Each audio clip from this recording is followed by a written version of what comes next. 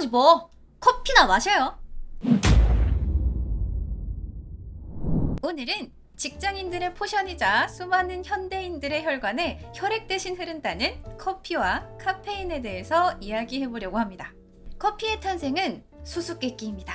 우리가 지금 마시는 커피를 누가 언제부터 마시기 시작했는지는 알 수 없어요. 술은 누가 처음 만들었을까요? 밀가루로 만드는 빵은 누가 만들었을까요? 면은? 치즈는? 다 누가 만들었을까요? 알 수 없습니다. 음식이나 기호식품 등은 원래 기원을 특정하기가 어려워요. 그래서 지금 하는 이야기는 커피의 기원이 되는 이야기이긴 하지만 그냥 재미로 듣는 전설일 뿐 사실과는 무관합니다. 커피 기원의 전설로 유명한 것은 에티오피아의 칼디 전설이에요.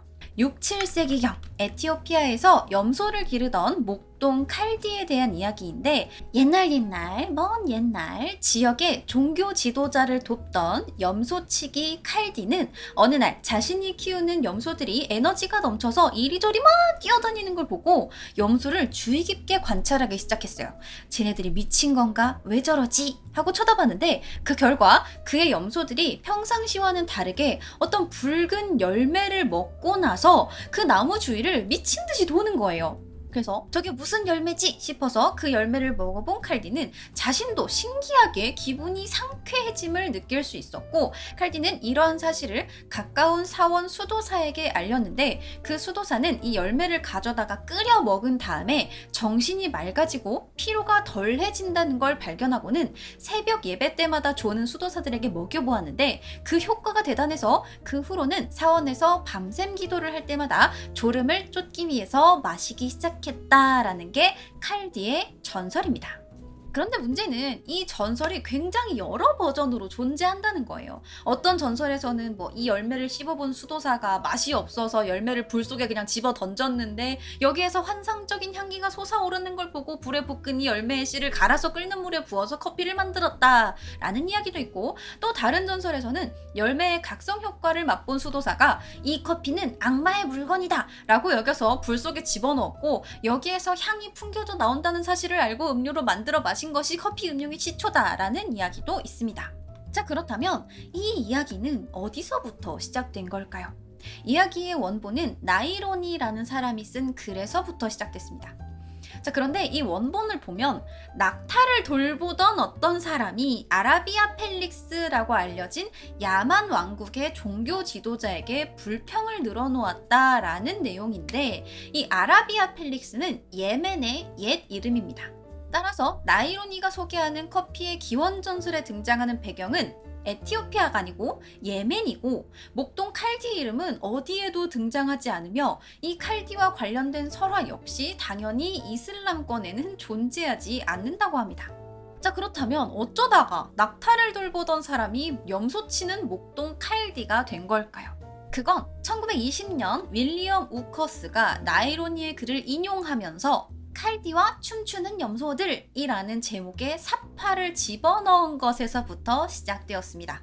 커스는 당대 최고의 커피 인문학자였기 때문에 순식간에 칼디라는 목동과 낙타 대신 염소가 커피 기원의 전설의 주인공이 되었다라는 이야기예요. 딱히 신빙성은 없지만 그래도 어쨌든 전설로 미루어 보아 최초에는 이 커피가 음료가 아니라 종교인들이 각성제 비슷한 약용으로 먹기 시작했다라는 사실을 알 수 있는데, 초반에 커피를 먹는 방법은 사실 지금처럼 이렇게 끓여 마시는 게 아니고 과육을 먹었다고 합니다. 양치기들은 열매를 으깨서 양고기에 비벼 먹었다라고 하지만 나중에 커피 콩 태우는 방법을 알게 돼서 다른 재료에 콩을 섞어서 죽처럼 끓이거나 간혹 분쇄한 커피 콩을 동물 기름덩어리와 함께 버무려서 가지고 다닐 수 있게 편하게 식량으로 만들어서 사용했다고 합니다. 그러다가 나중에야 뜨거운 물에 끓여 마시거나 열매의 즙을 발효시켜서 카와라는 음료를 만들어 마신 게 커피 음용의 시초예요. 자, 시간이 흘러 나중에 유럽의 의사나 식물학자, 여행가 혹은 많은 상인들이 지중해를 건너서 중동 지역을 오가면서 커피 문화를 경험하고 커피 거래를 목격을 했는데, 그럼에도 불구하고 커피가 유럽에서 음료로 등장하는 데에는 약간의 시간이 더 필요했습니다.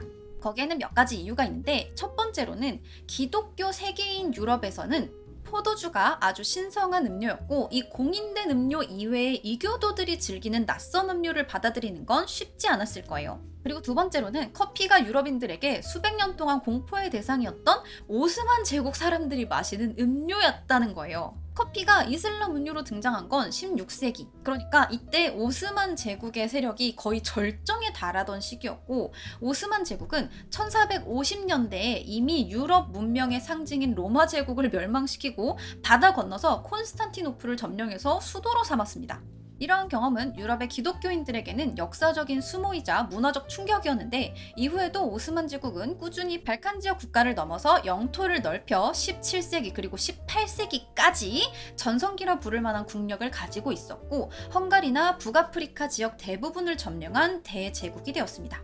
이러한 과정에서 유럽의 다양한 민족들과 전쟁을 했는데 1529년에는 빈을 1개월 이상 포위하여 공격했고 1538년에는 기독교 세계연합 함대를 물리치고 지중해의 해상권을 장악했어요. 특히나 빈의 공격은 유럽인들에게 오스만 제국에 대한 두려움과 반감을 확대시킨 결정적인 계기였습니다. 이런 역사적 배경이 기독교인들의 이슬람 음료에 대한 거부감을 지속시키는 원인이 되었던 거죠. 자, 그렇다면 이런 장애 요소에도 불구하고 유럽의 커피가 어떻게 퍼지게 되었는지를 한번 알아봅시다.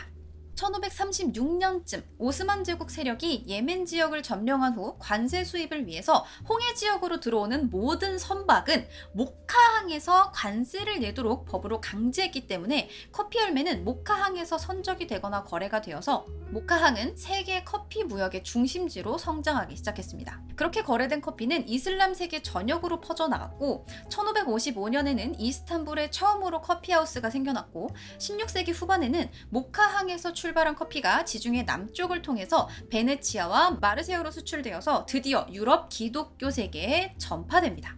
네, 이때까지는 이 유럽인들이 마시려고 커피를 수입한 게 아니고 거의 그냥 무역품 정도로 갖다 팔려고 수익이 많이 나니까 그냥 들여왔던 정도였어요. 자, 이때는 모카라는 이름이 붙은 경우에는 커피가 더 비싸게 거래되곤 했기 때문에 어떤 항구에서 출하를 하더라도 커피를 거래할 때는 그냥 모카라고 불렀어요. 이때부터 모카는 단순히 수출 항구의 이름이 아니라 하나의 상표로 자리 잡게 됩니다. 따라서 모카항에서 들여온 커피들은 모카 커피로 통칭이 되면서 커피 맛과 향의 표준이 되어 커피 그 자체를 의미하게 됩니다. 가정용 커피 추출 기구를 모카포트라고 부르는 것도 모카가 커피라는 뜻이기 때문에 모카포트란 그냥 커피포트라는 뜻이에요. 그런데 지금은 모카 커피 라고 하면 뭔가 좀 달달한 커피, 초콜릿이 들어가는 커피인데 이거는 좀 다르지 않나요? 라고 하는데 그러니까 그냥 원래 커피, 모카항에서 들여온 모카 커피에서는 단 향이 났어요. 초콜릿처럼 달달한 향이 났는데 네덜란드에 의해서 실론과 자바 등에서 커피나무가 경작되기 시작한 18세기에 이들 지역에서 생산하는 커피에는 모카 커피가 지닌 특유의 달콤한 맛과 향이 나지 않았고 모카항에서 들여온 그 커피가 아니야! 그럼 모카항에서 들여온 커피처럼 달달한 향을 내보자! 라고 해서 초콜릿을 첨가하기 시작한 게 지금의 모카 커피의 시초가 된 거죠. 커피 원두가 수입된 이후 유럽에서 커피를 가장 먼저 유행시킨 곳은 베네치아였습니다. 15세기 이후 황금과 맞먹는 향신료 무역으로 베네치아는 무역의 중심지를 넘어서 르네상스 문화의 중심지였기 때문에 1629년에 이탈리아 베네치아에서 유럽 최초로 커피하우스가 탄생한 뒤에 유럽 각지에서 커피하우스를 만들어 커피를 즐겼습니다. 이후 언제 누가 처음 커피를 맛보고 유행을 시켰다라고는 할 수 없지만 누가 정확하게 바이럴 마케팅을 했는지는 알 수 있어요. 바로 교황 클레멘트 8세입니다. 이전까지는 유럽에서 이 커피가 악마의 유혹, 사악한 나무의 검은 썩은 물, 이교도들이 즐기는 사탄의 음료라면서 커피 반대론을 주장하던 이교도들이 교황한테 찾아간 거예요. 그래서 교황한테 이 커피를 심판해주세요라고 이야기를 합니다. 그래서 1592년 1월 교황이 된 클레멘트 8세가 커피를 심판하기 위해서 직접 커피를 맛보았는데 먹어보니까 너무 맛있는 거죠. 그래서 커피를 추방하기는커녕 이 맛있는 사탄의 음료를 이교도들만 마시게 뒀다니 매우 유감스러운 일이다. 여기에 세례를 베풀어 우리 정식 기독교 음료로 만들어 사탄을 우롱합시다! 라면서 커피에 세례를 베풀었다라는 이야기입니다. 이후 커피가 유럽에서 무역 상품으로 각광받기 시작한 건 17세기 중반에 이르러서였습니다. 자, 그렇다면 유럽 각국에서 어떻게 커피가 전파되어 영향력을 끼쳤는지 한번 알아볼게요. 1618년에 영국은 인도의 커피 무역을 공식적으로 허가받은 최초의 유럽 국가가 되었습니다. 커피하우스가 처음 문을 연 1600년대 중반의 런던은 음주 문화가 난무하는 곳이었습니다. 그 전까지는 사람들이 식수 품질이 좋지 못했고 마실 음료도 마땅치 않았기 때문에 맨날 술을 마셔댔습니다. 어느 정도였냐면 아침에는 당연히 맥주로 시작해요. 그리고 점심에는 와인을 마시고 저녁에는 맥주랑 와인을 같이 마셔요. 커피하우스는 이러한 시대적 배경 속에서 등장해 과도한 음주 습관을 치료하는 데 효과가 있다라는 과학자나 의사 같은 커피 애호가들의 주장에 힘입어 유행하기 시작했습니다.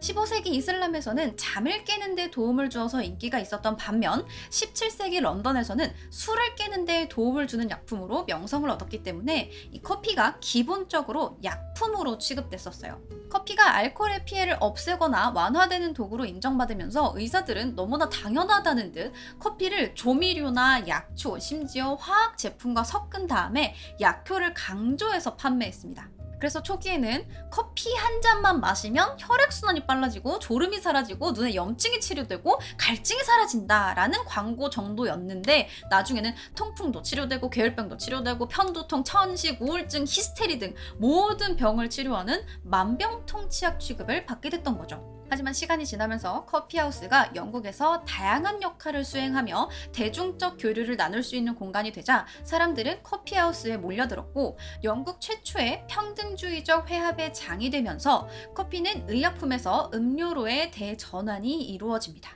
자, 그렇다면 커피하우스가 교류의 장이 되는 데에는 어떤 배경이 있었을까요? 굉장히 흥미롭습니다. 자, 17세기 중반 영국에는 정부에서 발행하던 신문밖에 없었고 그 정보는 실제적인 도움이 당연히 되지 않았겠죠. 그래서 소비자들은 새롭고 빠른 정보를 실은 신문을 필요로 했습니다.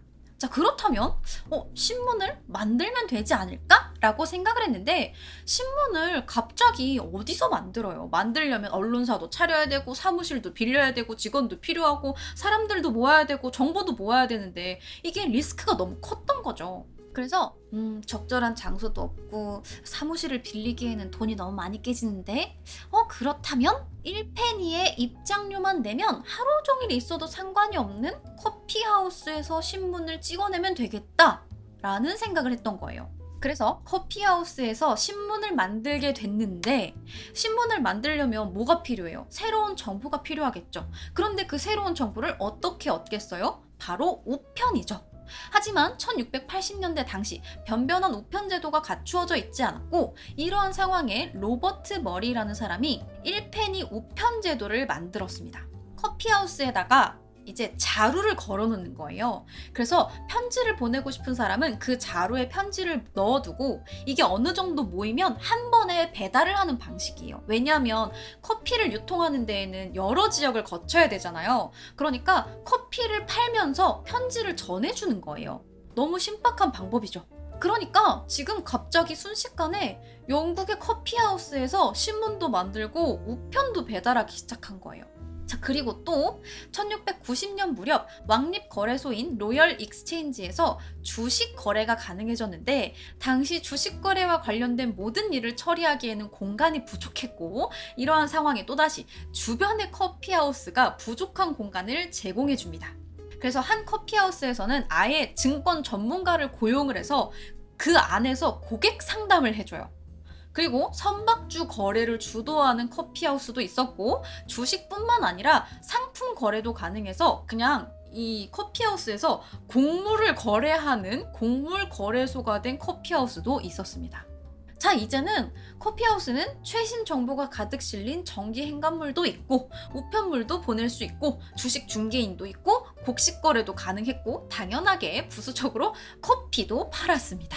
그리고 독특하게 이 영국이 모든 커피하우스가 이렇게 동일한 일을 하지 않아요. 커피하우스마다 하는 일이 달랐고 특화된 고객층이 달랐어요. 그래서 어디에서는 곡물 거래소 역할을 하고 어디에서는 우체국 역할을 하고 또 어디에서는 주식 거래를 전문으로 하고 이러니까 모여드는 고객층이 다른 거예요. 어디에서는 의사들이 주로 드나들고 어디에서는 종교인 또 어떤 곳은 뭐 장사꾼, 정치당원, 군인, 변호사, 무역상, 배우 등등 뭐 주된 고객층이 다 달라서 커피 하우스마다 성격이 다 갈렸어요. 특히나 에드워드 로이드가 운영하던 커피하우스는 뱃사람과 무역상들이 주요 고객이어서 그는 보험 가입을 권유하러 드나드는 보험업자들을 위해서 정기적으로 선박 리스트를 작성해뒀는데 이게 바로 그 유명한 보험업자 협회인 런던 로이즈의 시작이었습니다. 그 이외에도 주식거래소, 은행어음 교환소, 테틀러나 스펙테이터 같은 언론지가 커피하우스에서 탄생했고 영국 과학자로서 최고의 영광이라고 하는 과학자들의 모임인 왕립학회도 커피하우스에서 탄생했습니다. 각종 직업군과 엘리트들이 커피하우스로 몰려드는 건 당연한 수순이었고 커피하우스는 1페니의 입장료와 한 잔의 커피값만 지불하면 커피를 마시면서 몇 시간이고 머무를 수 있었으며 그곳에서 온갖 계층의 사람들과 다양한 대화를 하고 온갖 지식을 얻을 수 있었기 때문에 당시 커피하우스는 페니 대학으로 불렸습니다. 그래서 커피하우스는 영국의 오랜 전통이고 영국적 질서의 바탕인 신분주의를 넘어서 모두가 동등해질 수 있는 아주 흥미로운 공간이었습니다. 그래서 커피하우스마다 룰이 다르긴 했지만 보통 서로 다른 생각을 가진 사람들이 자유롭게 교류할 수 있는 장소였고 상석 같은 것도 존재하지 않았으며 벽에는 커피하우스에서 준수해야 할 규칙과 예법이 붙어 있었는데 뭐였냐면 환영 인사로 시작해서 이곳에서는 아무리 돈이 많거나 아무리 막강한 권력을 가졌거나 아무리 위대한 사람이 와도 자리를 양보할 필요가 없다라고 규정해놨어요. 여러분 너무 좋죠? 자, 그런데 이러한 커피하우스의 유행에 불만을 가진 사람들이 있었으니 바로 여성들이었습니다. 런던의 카페 문화는 전적으로 남성들만을 위한 것이었고 여성들은 철저하게 소외돼서 출입조차 할 수가 없었어요. 그러자 영국에서는 여성들이 집단적으로 커피하우스 문화에 반발하는 청원을 내게 되는데 1674년 발표된 커피에 반대하는 여성들의 청원에서 여성들은 커피는 남자들을 빈둥거리게 만들고 돈을 허투루 쓰게 할 뿐 아니라 정력까지 감퇴시킨다. 커피는 우리 남편들을 거세시켰고 힘을 빼앗아 버렸다. 게다가 커피를 마시고 수다를 떨다가 밤이 되면 술집에 가서 고주망태가 되어서 마시다가 또 거기서 커피를 마시고 깬다. 이게 정상이냐? 라고 주장을 했습니다. 그리고 한편에서는 이러한 커피의 유행이 멈추지 않는다면 생식 능력이 저하된 남자들이 넘쳐나고 그러다 보면 결국 인류의 멸종이 올 것이다 라는 아주 극단적인 주장도 있었습니다. 그러니까 몸에 진짜 안 좋긴 했지. 밤에 술 마시고 아침에 커피 마시고 깨가지고 커피 마시면서 얘기하고 또 저녁에 되면은 술 마시고 막 고주망태가 돼가지고 또 해 뜰 때까지 마시다가 또 아침에 되면은 또 해장 커피 마시면서 또 토론하고 약간 이런 거예요. 얼마나 꼴보기가 싫었겠어요. 자, 여러분. 커피를 마시면 생식 능력이 저하된답니다. 남성분들 가만히 있었을까요? 아니죠. 남성들은 곧바로 커피에 반대하는 여성들의 청원에 대한 남성들의 대답이라는 글을 발표해서 해롭지도 않고 정신을 맑게 만드는 이 음료에 왜 화풀이를 하느냐.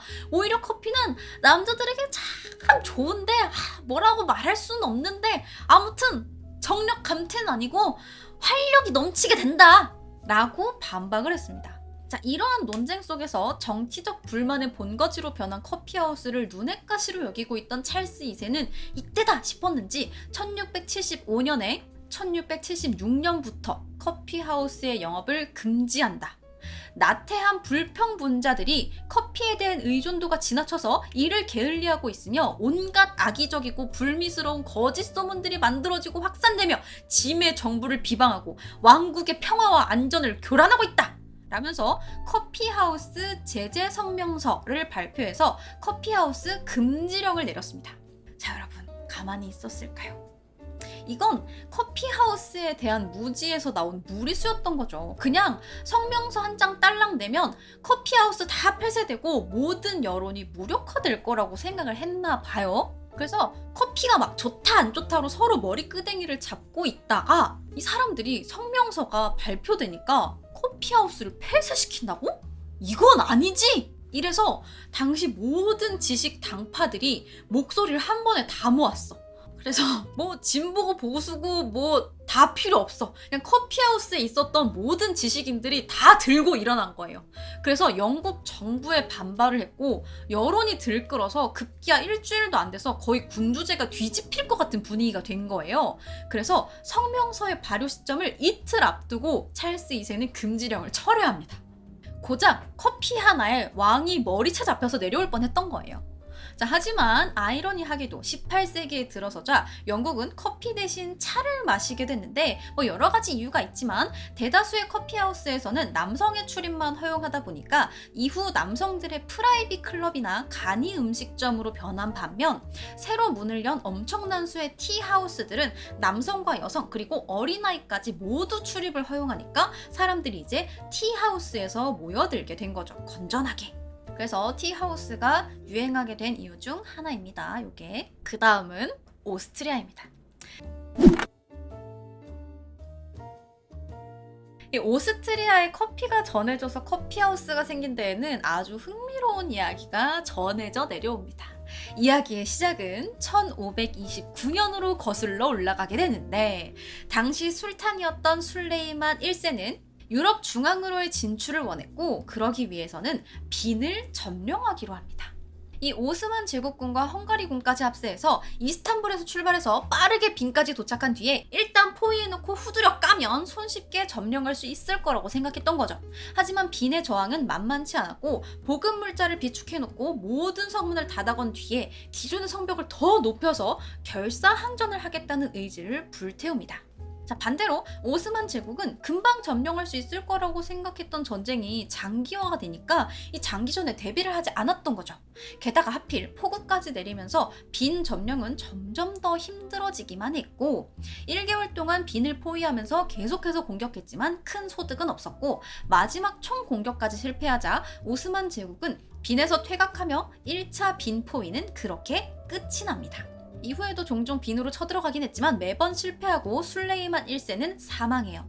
자, 그리고 160여 년이 지난 후 1683년 7월 당시 오스만의 실권자였던 카라 무스타파 파샤는 내리막길을 걷고 있던 오스만 제국의 부흥을 위해서 다시 한번 빈을 점령하고자 했고 메흐메트 4세가 이것을 승낙하여 유럽의 진출을 위해 다시 한번 전쟁을 준비하게 되는데 이것이 바로 2차 빈 포위입니다. 지난 1차 포위에서 실패한 이유가 장기전 준비 부족이라고 생각했던 오스만 제국군은 이번에는 엄청난 물자를 수송해와서 빈을 포위해버립니다. 자, 한마디로 니네가 성문 닫아 걸고 성벽 높여봐야 버티면 얼마나 버티겠냐. 전투에서 못 이기면 말려 죽여버리겠다. 전략이었습니다. 침략하기 위해서 15만 군대를 이끌고 빈 외곽을 둘러싸며 장기간 포위 공격에 들어가요. 자, 하지만 오스트리아 역시 레오폴드 1세가 죽어도 빈만은 지킨다 라는 일념으로 성벽을 넘어오는 오스만 제국군을 집중 공격하기 위해서 성벽 주위의 주택까지 다 허물어 버렸어요. 자, 이후 교전이 벌어졌으나 양측의 피해는 크지 않았고 그대로 둘 다 버티기 작전에 돌입하게 됩니다. 하지만 빈은 대놓고 말려 죽이겠다고 작정하고 물자를 가져온 오스만 제국을 이길 재간이 없었고 시간이 지나자 성벽까지 조금씩 무너질 조짐이 보이기 시작해요. 자, 그러니까 이때 군대를 지휘하던 백작은 당시 유럽 최강 철기병인 폴란드군의 지원을 요청하면 이길 수도 있지 않을까라는 생각을 했던 거예요. 근데 문제는 빈을 포위하고 있는 이 오스만 제국군을 어떻게 뚫고 지나가냐는 거예요. 뚫고 가야 폴란드군에 가든 말든 할 거 아닙니까? 자, 그래서 폴란드에 지원 요청할 전령을 찾던 중 수년간 아라비아권에서 생활한 적이 있는 폴란드 출신 프란츠 게오르그 콜시츠키가 등장합니다.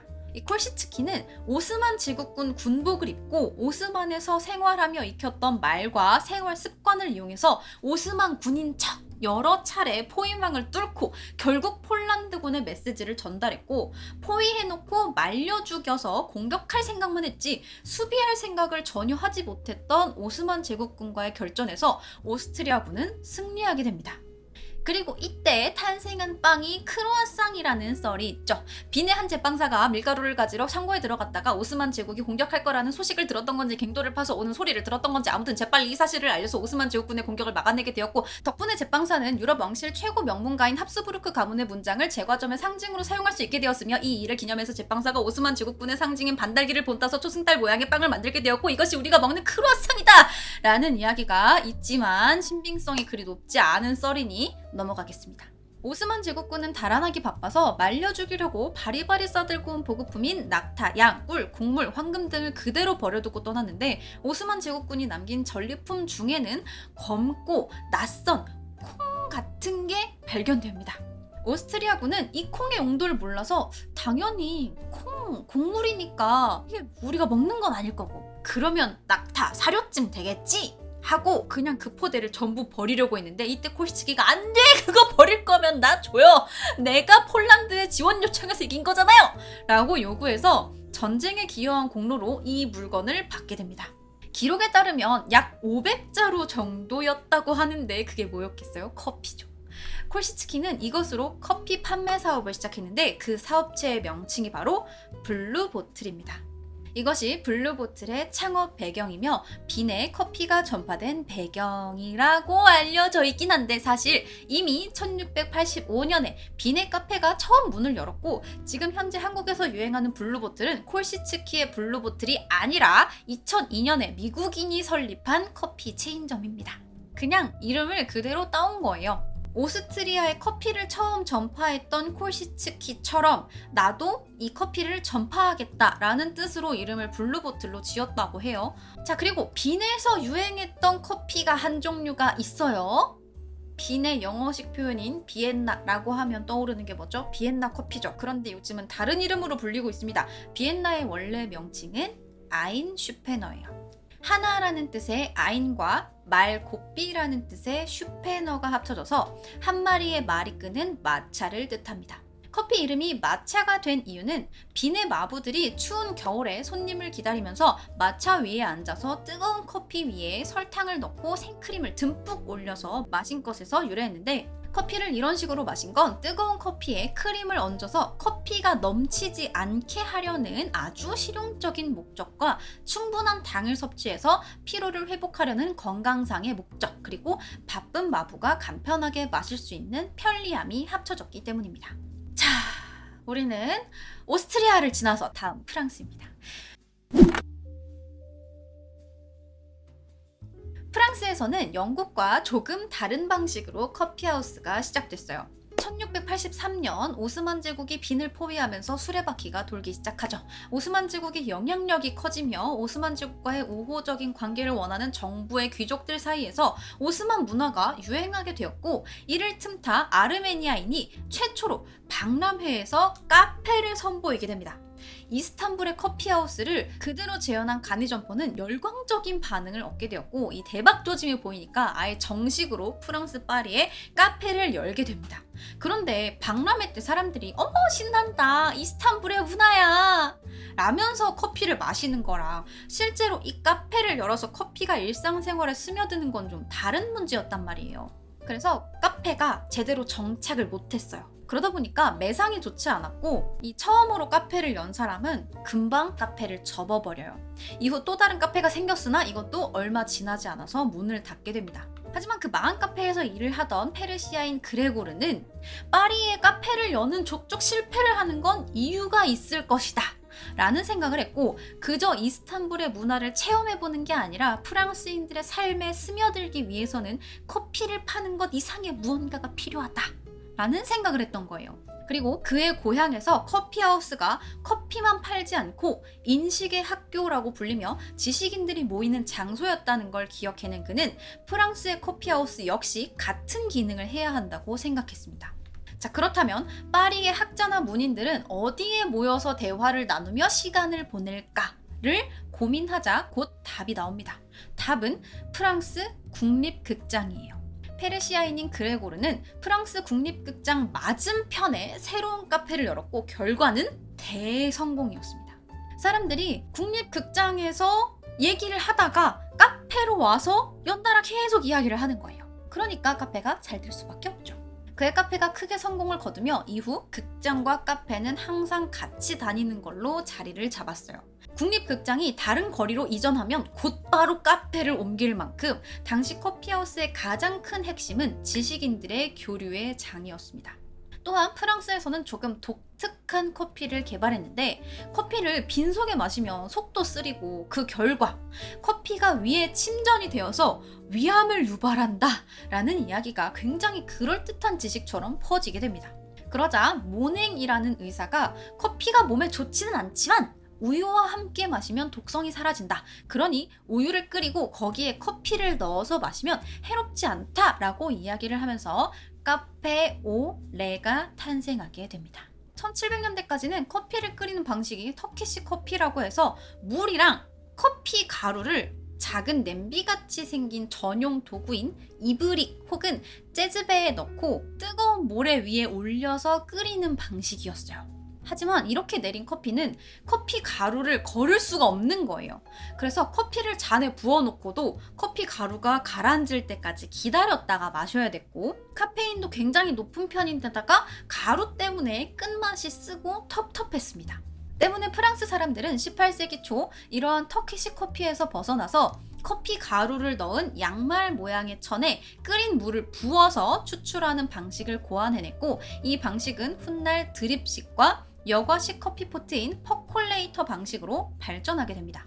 또한 프랑스에서는 문화 교류를 중시하는 상류층, 특히나 귀족 여인들의 모임인 살롱이 존재했던 만큼 베르사유궁의 귀부인들이 커피를 전파시켰기 때문에 프랑스 카페 문화는 여성들이 주도했다고 해도 과언이 아니에요. 한 세대 전까지 프랑스인들의 삶을 지배했던 살롱과 와인을 카페와 커피가 대신하기 시작하자 계몽주의자들을 포함한 다양한 사람들이 카페에서 정치적 담론을 펼쳤고 이것은 프랑스 혁명의 불씨가 됩니다. 자, 이렇게 프랑스까지 알아봤고 자, 다음 독일로 넘어가겠습니다. 독일은 서유럽 국가 중에서 커피 문화가 가장 늦게 발달한 곳입니다. 아직도 독일 하면 사실 커피보다는 맥주가 더 유명하죠. 독일에서 맥주가 국민 음료가 된 건 바로 루터에 의해서 종교개혁이 선언되기 1년 전인 1516년 독일 황제 비렐름 4세가 맥주 순수령을 준수할 것을 발표한 것에서 계기가 되었습니다. 이 당시 맥주 순수령을 발표한 이유는 맥주에 밀과 같은 싸구려 부재료를 넣어서 판매하고 있던 북유럽의 다른 저급한 맥주와 자기 지역의 맥주를 구분짓기 위한 목적도 있었지만 당시 홉을 본격적으로 재배하고 있던 독일과 체코 지역의 경제적 이익을 추구하려는 목적도 있었어요. 때문에 맥주로 인정받기 위해서는 메가, 홉, 그리고 효모만 넣어서 만들어야 했고 독일인들은 이렇게 만든 맥주를 긍지로 여기기 시작했습니다. 그래서 독일에서는 기독교 음료인 포도주도 이슬람 음료인 커피도 독일의 음료인 맥주를 이기기가 어려워서 일부 귀족들이 네덜란드 상인들이 제공하는 커피를 마실 일은 있었지만 독일인들이 거리에서나 일상생활 속에서 커피를 마시는 풍습은 적어도 17세기가 끝날 때까지는 나타나지 않아서 1721년에야 거의 모든 독일 대도시에 커피하우스가 생겨났습니다. 그리고 다른 나라의 경우 커피는 대부분 남자가 카페에서 마시는 것이었던 반면 독일에서는 부인들이 커피를 마시며 잡담하는 모임을 즐겼기 때문에 여인들이 사적 공간에서 내려먹는 음료로 보급이 됐어요. 그래서 커피를 마시고 수다를 떠는 커피 대화가 주부들 간의 사교장으로 인기를 끌어서 20세기 초까지 유행했습니다. 당시 독일 여성들 사이에서 커피가 얼마나 인기가 있었는지 보여주는 사례 중에 하나가 잡담은 그만 조용히로 시작하는 바흐의 오페라 커피 칸타타입니다. 매일 3잔의 커피를 마시며 커피 없이는 살 수 없다는 딸과 이를 막으려는 아버지 사이의 이야기예요. 그리고 커피가 보급된 18세기의 독일을 이해하는데 프리드리히 2세 이야기를 빼놓을 수가 없습니다. 커피 덕후로 알려진 프리드리히 대왕은 잦은 전쟁으로 인한 국가재정 파탄을 모면하기 위해서 다양한 정책을 취했는데 수입품을 독점해서 세금을 과도하게 부과한 게 대표적입니다. 또한 프리드리히 2세는 해외로 빠지는 돈을 막기 위해서 수입을 억제하고 수출을 늘리고자 했는데 막을 수도 없고 대체할 수도 없는 수입품이 있었으니 바로 커피였죠. 그리고 1777년 매년 커피 수입에 엄청난 금액을 지출해야 하는 문제를 해결하기 위해서 대왕은 커피와 맥주 성명서를 발표해서 짐의 백성들이 커피를 마시는 양이 점점 더 늘고 있다니, 또한 그로 인해 이 나라에서 점점 더 많은 돈이 빠져나가고 있다니 참으로 기가 막힐 노릇이다. 짐의 백성들은 맥주를 마셔야 마땅하다. 짐은 맥주를 마시며 컸고 짐의 선조들도 그러하였다. 짐이 어떻게 커피나 홀짝이는 군인들을 믿고 싸움터에 보낼 수 있겠는가? 라며 커피 과잉 소비를 비난했고, 맥주 소비를 권장하기 위해서 커피 1파운드, 그러니까 커피 450g당 은화 8센트의 세금을 부과하는 칙령을 내렸습니다. 자, 하지만 이러한 조치는 커피 소비를 억제하기보다는 커피 밀수입이나 암시장을 활발하게 만드는 부작용만 초래했고, 그러자 대왕은 4년 뒤 또다시 새로운 대책을 내놓았는데, 커피콩 로스팅 공장에서 합법적으로 로스팅된 것 이외에는 커피를 판매하지 못하게 했던 거예요. 불법 거래된 커피가 가정 내에서 로스팅되는 걸 막고자 하는 계획이었고, 이를 색출해내기 위해서 퇴역 군인들을 불러요. 그래서 퇴역 군인들을 동네에 다 보내. 그리고 냄새를 맡게 합니다. 어느 가정에서 로스팅을 하는가? 어느 가정에서 커피 냄새가 나는가? 하면서 커피 냄새를 탐문해서 색출하는 커피 스니퍼 일을 맡겼습니다. 그래서 이 퇴역 군인들인 커피 스니퍼들은 불법 커피를 찾아내면 추가 수당을 얻을 수 있었기 때문에 매우 적극적으로 일을 했고, 언제든 불시에 남의 집에 들이닥쳐서 부엌을 막 뒤져대니까 지나친 사생활 침해에 대한 불만이 제기되며 왕립 로스팅 공장 커피에 대한 시민들의 거부감은 커져만 갔습니다. 자, 그러자 이제 시민들은 국가가 독점하는 커피보다는 거래가 자유로운 커피 대용품을 찾기 시작합니다. 그러니까 한마디로 더럽고 치사해서 내가 커피 안 마신다, 이거죠. 시민들은 커피를 대신할 수 있는 곡물을 찾기 시작했고, 뭔가 커피 콩이니까 비슷한 곡물 같은 거를 태우면은 비슷한 맛이 나지 않을까 싶었는지 처음에는 밀, 보리, 옥수수, 호밀 등으로 가볍게 시작했습니다. 하지만 이걸로는 만족할 수 없었던 건지 독일인들은 미친 듯이 대용 커피를 발명했고, 그 결과 민들레, 뿌리, 우엉, 메가, 무화과, 국화씨, 아몬드, 사탕수수, 사탕무, 땅콩, 도토리, 아스파라거스, 씨와 줄기, 사료용 순무, 갈대뿌리, 렌즈콩, 호박씨, 해바라기씨, 치커리 등등 5만 가지를 그냥 불에 구워서 갈색만 나면 커피 대용으로 사용했고, 오죽하면 맥주의 원료인 홉까지 사용해서 커피를 만들었습니다. 이제 뭐 맥주고 자긍심이고 나발이고 그런 건 없는 거예요. 커피부터 마셔야겠는 거죠. 자, 이쯤 되면 대지에서 나는 모든 식물이 그냥 다 커피인 셈이었고, 심지어는 해초를 이용한 커피도 등장했습니다. 그래서인지 독일어로 이러한 대용 커피를 무케푸크라고 하는데, 이 뜻이 완전히 썩어버린 갈색 돼지라고 합니다. 하지만 이 많고 많은 커피 대용품 중에 가장 성공적이었던 건 바로 치커리예요. 치커리 뿌리를 말려서 가루를 만들고, 이걸 우려서 만드는 음료와 맛은 당연히 커피를 따라갈 수는 없었지만 당시 독일에서는 어쩔 수 없는 선택이었던 거죠. 그래서 치커리 커피가 진짜 유행했어. 때문에 독일 커피라고 하면 오랫동안 대용 커피의 총칭으로 받아들여졌습니다.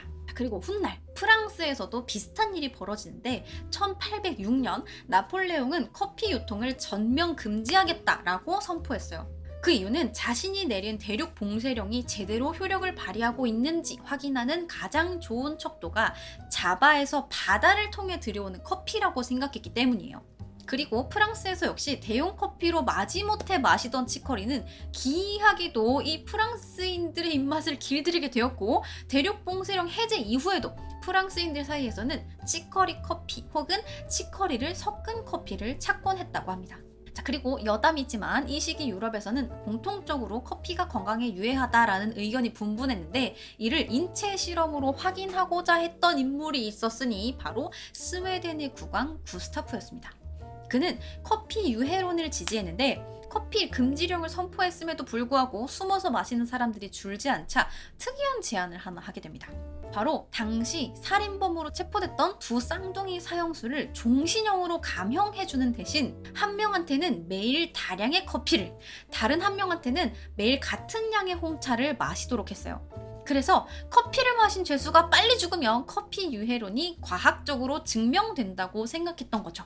굉장히 흥미롭죠, 여러분? 그 결과 어떻게 됐을까요? 안타깝게도 1792년 그 두 죄수보다 국왕이 먼저 암살당해서 정작 실험을 실행한 왕은 결과를 알지 못하고 죽었지만, 왕 사후에도 실험은 계속되었고, 사형수 둘 다 매우 장수해서 홍차를 마신 쪽이 83세로 먼저 사망했고, 커피를 마신 사람은 좀 더 오래 살긴 했는데 정확하게 몇 세에 사망했는지는 전해지지 않았다고 합니다.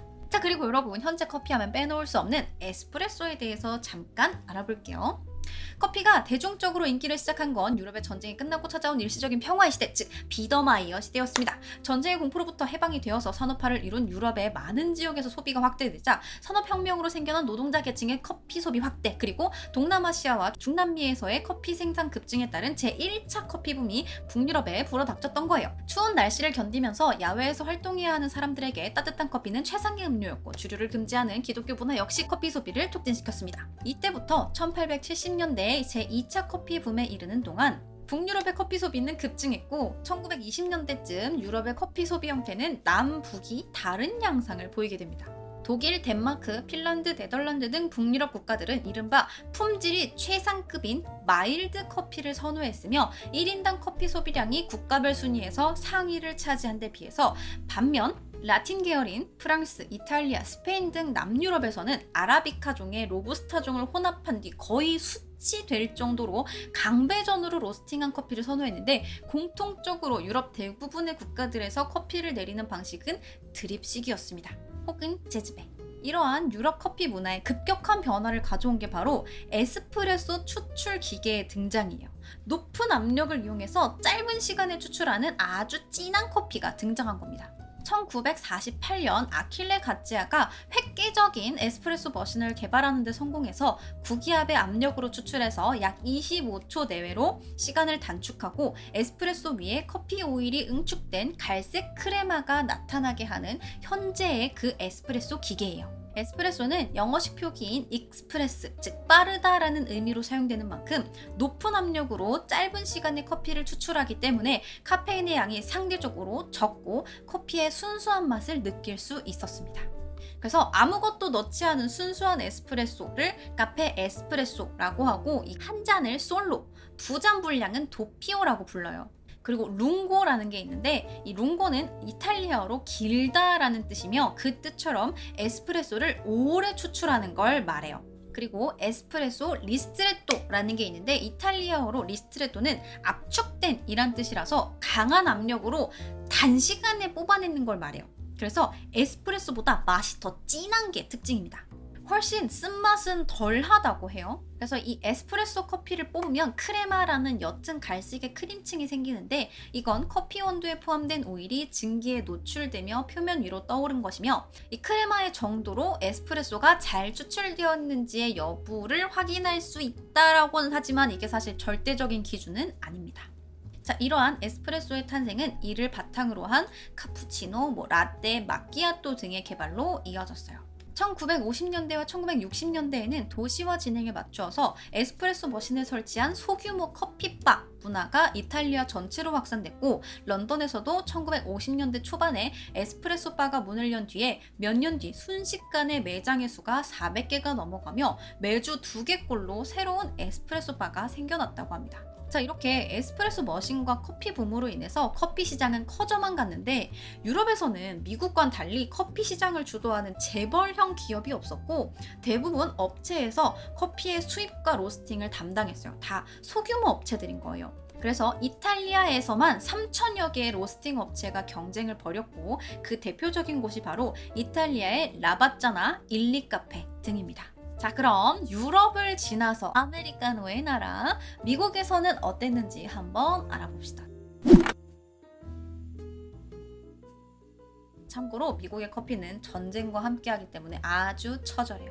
미국의 커피가 처음 어떻게 들어오게 되었는지는 정확하지 않지만, 기록에 따르면 미국엔 처음 카페가 생긴 건 1670년경이었다고 합니다. 아마도 영국인들이 들여오지 않았을까라고 생각해요. 자, 이후 독립전쟁을 거치며 차를 마시는 것이 영국인들의 생활 습관인 만큼 미국인들의 음료는 커피다! 라는 인식이 생겨났고, 1848년 캘리포니아에서 시작된 골드러시 이후 서부 개척 시대가 본격화되며 미국의 땅이 확대되는 것에 비례해서 커피 소비도 늘어났습니다.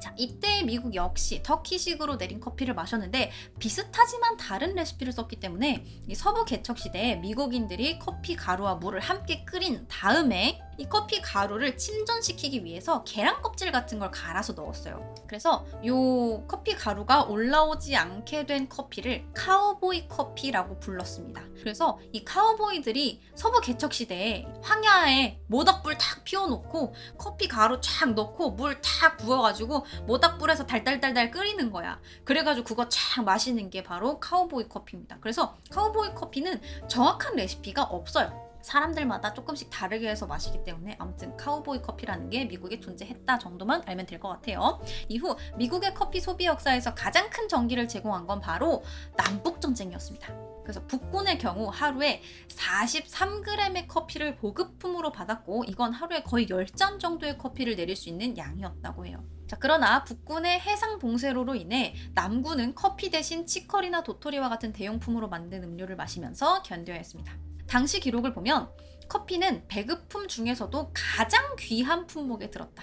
커피가 연방군의 승리를 도왔다고는 할 수 없겠지만 적어도 참전 연방군 군인들이 더 잘 견딜 수 있게 해주긴 했다라는 이야기도 있었고 남북 전쟁에 참전했던 군인들의 일기장에 가장 많이 등장한 단어는 총, 대포, 총알, 사망 이런 게 아니고 커피였다고 해요. 그래서 건빵과 커피라는 책에는 모닥불 주위로 군인들이 모여들어 거의 불변의 법칙처럼 커피부터 만들고 나면 낮 동안의 고역에 지칠 대로 지친 수많은 이들이 건빵과 커피로 저녁을 때운 후 담요로 몸을 감싸며 잠을 청했다. 한밤중에 행군 명령이 떨어지면 기습 공격이 예정된 경우가 아닌 한 어김없이 커피부터 마셨다. 커피는 매 식사 때는 물론 식사 사이사이마다 마시기도 했으며 불침번을 서러 나가거나 불침번을 마치고 돌아오는 군인들의 경우엔 커피를 밤 내내 수시로 마셨다라고 적고 있어요. 이때는 커피가 워낙 중요한 보급품 중 하나여서 군인들은 통생두를 가지고 다니면서 필요할 때마다 갈아 쓰거나 전날 중대가 다 같이 모여요. 그래서 본인들이 각자 배급받은 커피를 다 모아요. 그래서 한꺼번에 다 간 다음에 정확하게 똑같이 공평하게 커피를 나누는 절차가 굉장히 대단히 중요한 의식처럼 여겨지기도 했으며 각 중대의 취사병은 휴대용 그라인더를 가지고 다녔고 취사병들이 항상 그라인더를 가지고 다닐 수 있도록 카빈 총 몇 자루에는 그라인더를 총의 개머리판에 달 수 있게 특별히 설계되기도 했어요. 그러니까 취사병들은 총을 가지고 다니는데 총 개머리판에 그라인더가 있는 거야. 이게 왜냐면 미리 갈아 놓으면 커피의 향이 다 달아나잖아요. 그래서 그때그때마다 갈아서 쓸 수 있게 개머리판에다가 그라인더를 달아가지고 커피 원두를 갈아서 마셨어요. 그러니까 여러분 얼마나 중요했는지 아시겠죠? 그만큼 커피는 남북전쟁의 중심에 있었는데 전쟁이 끝난 이후에도 군인들은 이미 커피 없이는 살 수 없는 몸이 돼버린 거야. 카페인에 중독된 군인들이 집으로 돌아오니까 당연하게도 미국 가정에서의 커피 소비는 폭발적으로 증가하게 됩니다. 자, 하지만 전쟁으로 피폐해진 남부에서는 여전히 도토리, 민들레, 뿌리, 치커리 같은 대용 커피를 마셔야 했고 진짜 커피가 너무 귀해서 버지니아주에서는 450g당 가격이 $5에 이르렀고 애틀랜타의 한 보석상은 다이아몬드 대신에 커피콩으로 만든 브로치를 가슴에 달고 다닐 정도였다고 해요. 이러한 커피 열풍 속에서 미국은 1880년 전 세계 커피 수입 물량의 3분의 1을 차지했고 커피 소비 확산에 따라 그 전까지는 가정에서 하던 로스팅을 아예 전문적으로 하는 업체가 등장을 하면서 1864년 대량으로 로스팅을 할 수 있는 대용량 로스터와 자동 그라인더가 발명되었고 커피는 대량 가공이 가능한 상품이 되었습니다. 자, 이 유럽이랑 완전 다른 방식으로 커피가 발전하고 있어요. 미국은 그냥 진짜 대용량 상품 같은 느낌이고 유럽에서는 약간 각자 새로 개발하면서 문화에 싹 스며드는 이런 느낌. 이후 대용량 로스터를 처음으로 구매한 존 아버클에 의해서 로스팅된 커피가 팩에 담겨 판매되기 시작하며 커피 원두 광고가 시작됩니다. 이 아버클에 이어서 전국적 규모의 커피 브랜드들이 생겨나는데 이들은 이제 원가를 낮추기 위해서 온갖 방법을 다 동원해요. 대표적인 게 바로 커피에 이물질을 섞는 방법입니다. 사용하고 남은 커피 찌꺼기 재사용은 기본이에요. 처음에는 유럽과 마찬가지로 맛과 색이 나름대로 유사한 뭔가 민들레나 치커리 뿌리를 넣는 것에서 시작했는데 갈수록 점점 뭔가 이상한 이물질이 섞여요. 당시 커피 가루에 섞였다고 밝혀진 이물질에는 식물뿐만 아니라 구운 말의 간, 숫돌 가루, 연탄재, 게 과자, 해삼, 모래, 톱밥, 그리고 벽돌가루까지 있었습니다. 뭔가 갈색이거나 검은색이면 비슷한 거 다 그냥 갖다 갈아서 집어넣는 거예요. 그러자 1884년 뉴욕타임스 헤드라인 기사에는 모든 커피는 독이라는 표현이 들어가게 됩니다. 이후 카페인의 유해성 논쟁에 많은 과학자들이 붙어서 연구를 했지만 명확한 근거는 찾지 못했고 그저 지나친 카페인 섭취는 해롭다 정도만 결론이 났어요. 그래서 이러한 논쟁 끝에 탄생한 것이 디카페인 커피입니다. 이후 1910년쯤 인스턴트 커피가 개발되어서 제1차 세계대전 때 군인들이 편하게 맛없는 커피를 마실 수가 있었고 이후 미국은 그 유명한 금주법 시행과 함께 재즈 시대 광란의 1920년이 시작되어 술 대용품 중 하나였던 커피가 각광을 받으면서 커피의 붐이 생겨 당시 미국인의 1인당 커피 소비량은 연간 약 6kg이었다고 합니다. 자, 그리고 문제 1941년 12월 7일 일본의 진주만 습격으로 인해 미국의 참전이 본격화되며 커피 가격은 불안정해집니다.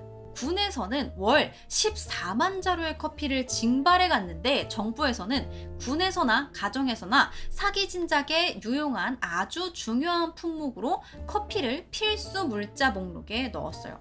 자, 그래서 최대한 군인들에게 커피를 다 제공해줬는데 노르망디 상륙작전 이후 아예 그냥 로스팅이 안 되니까 휘발유 드럼통을 가져와가지고 임시방편 로스터를 만든 거야. 그래서 매일 5,400kg의 커피를 로스팅을 해서 50개가 넘는 이동부대가 돌아다니면서 커피랑 빵을 배급합니다. 따라서 군의 커피 수요 증가 그리고 선박을 이용한 커피 이동 등의 불안감이 합쳐져서 커피 시장의 미래가 더욱더 불투명해진 거죠. 이는 커피 가격의 급등으로 이어질 조짐이 보였습니다. 자, 그러자 미국이 선택한 건 일반인들에 대한 커피 배급제와 묽은 커피였습니다. 1942년 11월에 시작된 커피 배급제는 유럽에서 전세가 연합국에 유리하게 전개되기 시작한 1943년 7월까지 유지됐어요. 그래서 이 배급제로 인해서 미국에서는 주부들에게 커피를 맛있게 희석하는 기술을 가르치는 커피콩 절약 기술에 대한 기사가 잡지에 너무나 당연하게 실렸고 한 업체에서는 1파운드로 향기 그윽한 커피를 60잔까지 우릴 수 있다라고 광고를 걸기도 했습니다. 자, 1파운드는 450g 정도 돼요. 1920년대 커피붐 이후에 커피가 생활 속 깊숙이 침투한 미국인들은 이제 커피를 어떻게 절약할지 어떻게 하면 이 조그만한 원두의 양으로 충분한 커피를 만들 수 있을지를 고민할 수밖에 없었습니다. 그래서 물을 순환시켜서 계속 졸여내는 퍼콜레이터가 보급됐고 급기야 한 번 내린 커피 찌꺼기를 재탕하는 사람들까지 너무나 당연하게 나타났습니다. 자, 그래서 전쟁이 끝난 1946년에 미국인 1인당 커피 소비량은 연간 약 9kg을 넘어섰는데 이미 미국인들은 커피를 졸여내고 재탕하고 삼탕하고 물을 잔뜩 넣어서 커피 향만 나는 물을 마시는 게 너무나 당연하게 된 거예요. 그래서 이 시기에 커피를 아주 옅게 마시던 습관이 일반화돼서 흐리고 약한 아메리칸 커피라는 게 정착하게 됐고 미국인들이 마시는 묽은 커피라는 뜻의 아메리카노가 탄생하게 된 겁니다.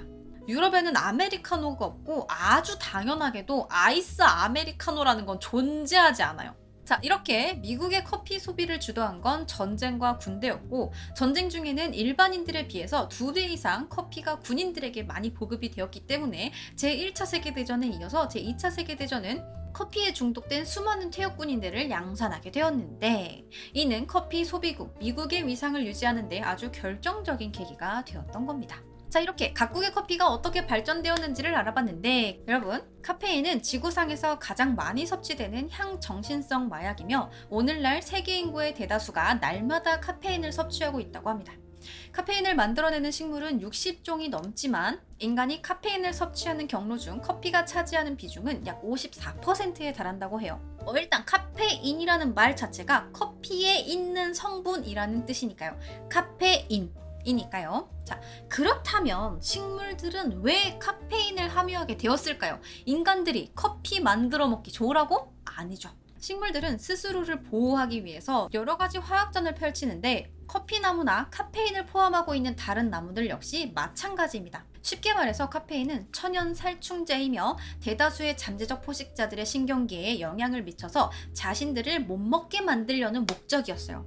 하지만 크기가 큰 인간에게는 그저 각성제 정도일 뿐. 아무튼 인간의 간은 이 카페인을 도구로 간주해서 분해하려고 시도를 하게 되는데 처리되지 못한 카페인은 간을 통과해서 뇌로 가게 됩니다. 자, 그렇게 뇌로 간 카페인 분자는 인간을 쉬게 만들며 잠을 자게 만드는 아데노신의 작용을 방해해서 적극적으로 잠이 오지 않게 만드는 게 아니라 우리가 편하게 쉬거나 잠을 자는 활동을 방해하는 정도예요. 자, 그래서 카페인은 최고의 마약이다 라는 말처럼 실제로 중독이 되는 물질입니다. 그래서 하루에 커피를 지나치게 많이 마시는 사람은 중독이 되어서 카페인에 내성이 생겨요, 실제로.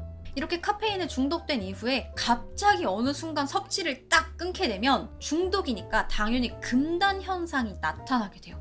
그래서 금단 증상으로는 두통, 피로감, 산만함, 우울함 등이 있는데 신기하게도 이런 증상은 일주일 안에 다 호전이 됩니다. 그래서 다른 금단 증상들에 비해서 정도가 굉장히 약한 편이에요. 카페인 내성은 약 2주 정도가 지나면 다 없어진다고 합니다.